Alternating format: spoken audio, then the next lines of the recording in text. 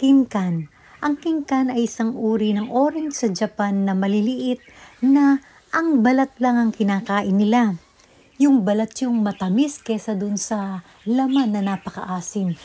Ang balat nito ay napakatamis. After niyong makain yung balat, mayroong natitira talaga sa inyong dila, sa inyong ngalangala na talagang pait.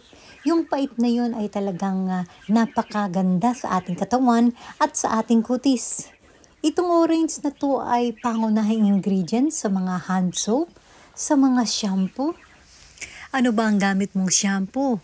Pwede mo itong haluan, pwede mong dikdikan at saka kuhanin mo yung katas. At kung lalagyan mo nito ay talagang napakaganda. Yung amoy ng anit ninyo sa ulo ay talagang matatanggal. Ito namang laman ay pwede nyo itong i-blend at kuhanin yung katas. Pwede rin nyo itong ilagay sa inyong sabong panglaba or pwede rin nyo itong ipangpak sa inyong mukha. Napakaraming gamit nito guys.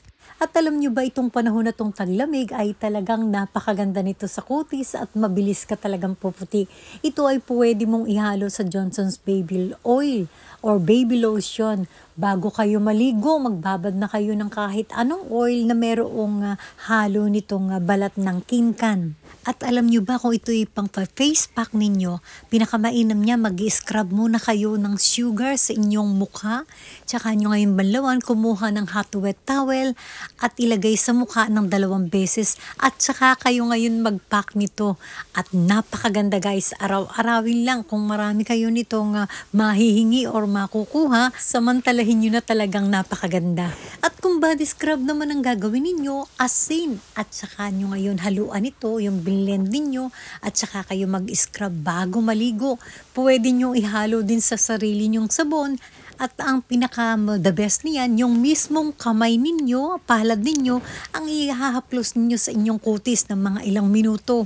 At saka kayo ngayon maligo ng mainit-init na tubig. Napakaganda guys talaga. Promise at garantisado ko ito. So thank you so much guys for watching and see you to my next vlog. Bye!